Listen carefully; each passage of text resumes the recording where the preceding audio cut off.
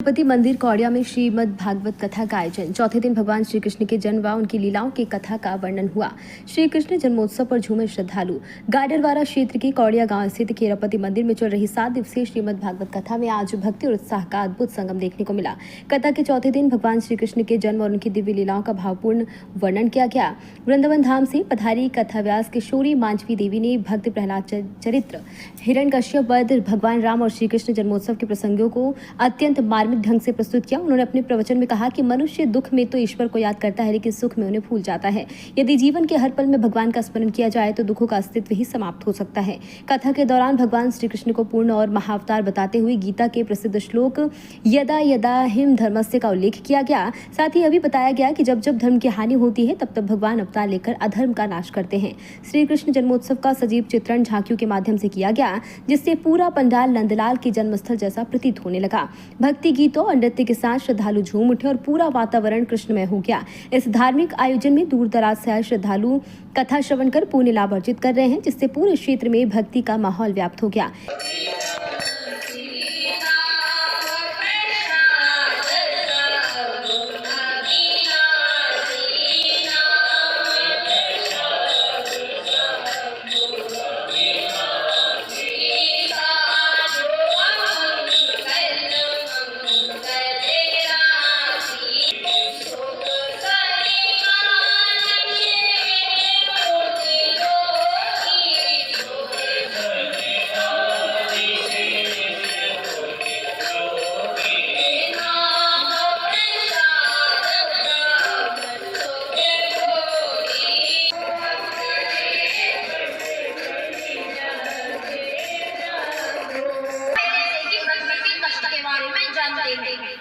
अतः वे शीघ्र ही यदुवंश में अपने अंशों के सहित खुशदेव जी के यहाँ अवतार ग्रहण करेंगे। अतः उन्हीं की लीला में सहायता करने के लिए तुम भी यदुवंश में अवतार ग्रहण करो। इस प्रकार देवताओं को आदेश दे तथा पृथ्वी देवी को सांत्वना प्रदान कर ब्रह्मा जी ब्रह्मलोक लौटाए। इस रीति से अत्यंत स्नेह करता था। अतः प्रातः काल जब देवी के रोहिणी के गर्भ में स्थापित कर दिया, उस समय समस्त प्रवासियों ने यही समझा कि कंस के डर के कारण देवी जी का गर्भ गिर गया है। इससे समस्त नगर में कंस की बड़ी बदनामी हुई। तदनंतर जैसे पूर्व दिशा पूर्व चंद्र को धारण करती है, ऐसे ही देव रूपिणी देवी ने श्री कृष्ण चंद्र भगवान को अपने गर्भ में धारण किया। उस समय इससे देवी की बड़ी बड़ी दिव्य शोभा हुई। देवी के तेज से तारागार प्रकाशित हो गया।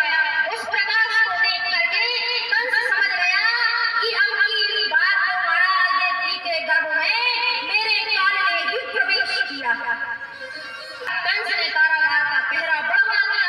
समुद्र अपनी विशाल तरंगों से मेघों को पीछे ढकेलता हुआ कहता है, अरे देखो, पहले मेरे खारे पानी को ले जा करके, पहले इस जल को ले जा करके इसे मीठा बना करके पृथ्वी में बरसाओ, यह परोपकार करो, तब मैं तुम्हें भगवान का दर्शन कराऊंगा।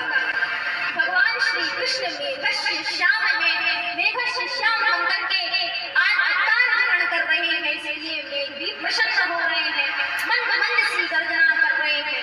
अष्टमी तिथि जो मध्य की तिथि है, उसमें रात्रि के समय जब भी 12 बजे, तब जैसे पूर्व दिशा से 16 कलायों से युक्त पूर्ण चंद्रमा उदय होता है, वैसे ही देव रूपिणी देवी के गर्भ से श्री कृष्ण चंद्र भगवान ने अवतार ग्रहण किया। बोले श्री कृष्ण चंद्र भगवान की।